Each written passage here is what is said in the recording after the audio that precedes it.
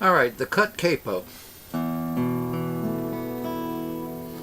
This is a cut capo.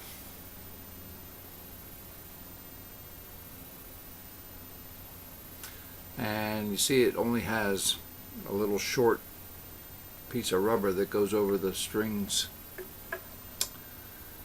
and it's made to go over the 5th, 4th, and 3rd strings, and it's used 2 frets up from the nut or from another full capo. The reason why I'm doing this video is because I object to calling cut capo chords the names that they're being called on YouTube and in arrangements. Well, maybe not in arrangements, but what the cut capo does is it frets the 5th, 4th, and 3rd strings 2 frets higher than the neck. So what the chord it forms is an E sus4 because of this A note here. Alright, but the cut capo E is supposedly just putting your finger on this B note here. But where's the 3rd? That's not an E. It's E5 or E no 3rd, but there's no distinction between that E major and E minor if you play it that way. So if you play E minor or if you play E major,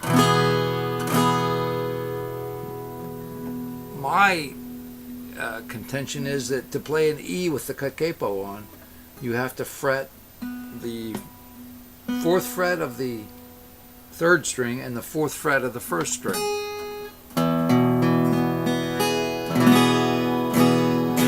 And that makes an E. Now this is an A on the cut capo, in the cut capo nomenclature. This is an A. Well, it's not an A, it's an, you got that B note in there. So it's an A add 9 if it's anything. It might be called an A2. It's not a sus2 because the 3rd of the A is still there here on the 5th string. If you wanted to call it a sus2, you'd have to eliminate that 3rd.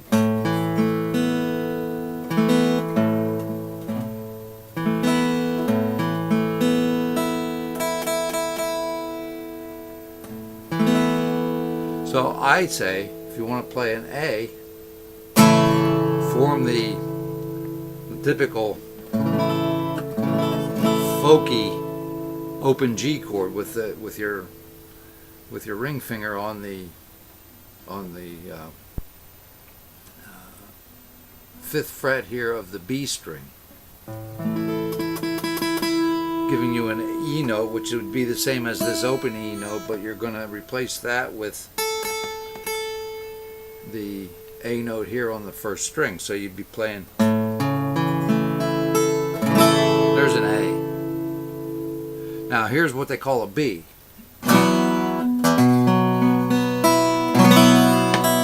How's that E note in there make it a B?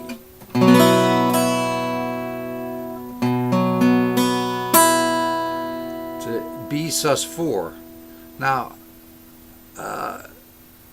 the arrangements you do usually call that a sus4 chord. But the reason they call it a sus4 chord is not because I honestly don't believe the composer wants the sus4 chord.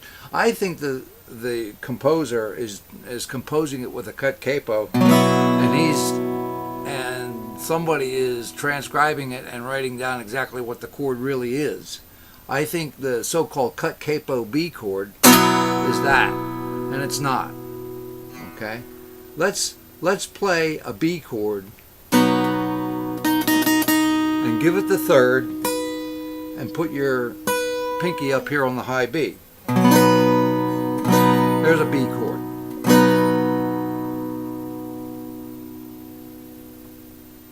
So to play E You can either do that, or you can even form a cowboy D chord, which is very pleasing to the ear also. Basically what that sounds like is a D, an open D in drop D tuning. So if I was doing a song in E with a cut capo, I would play these chords.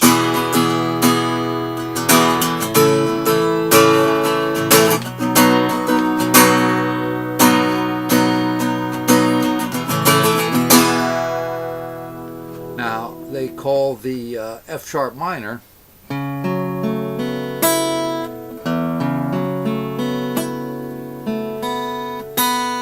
first of all, that B in there makes it a suspended, but it's not really suspended, it's adding the 4 because you've got your third here.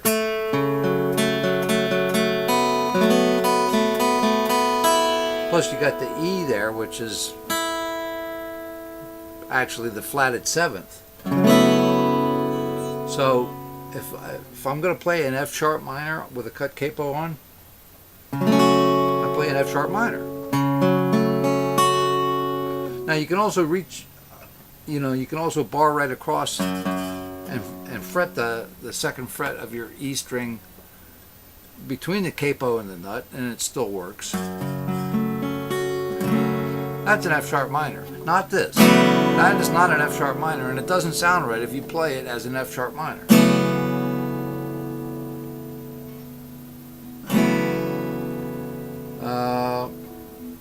The E with the G sharp in the bass, that's okay. You can do it that way because there's your third, there's your fifth, and your root.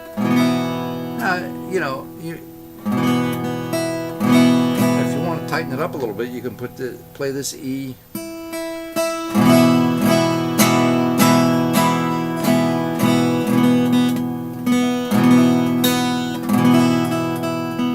Because you still have that B note, so one way you have 2 B's in a row, and the other way you have 2 E's in a row. But you can put your index finger down here on the 4th fret, and that'll give you your E over a G sharp, and then you can just go right up to your A.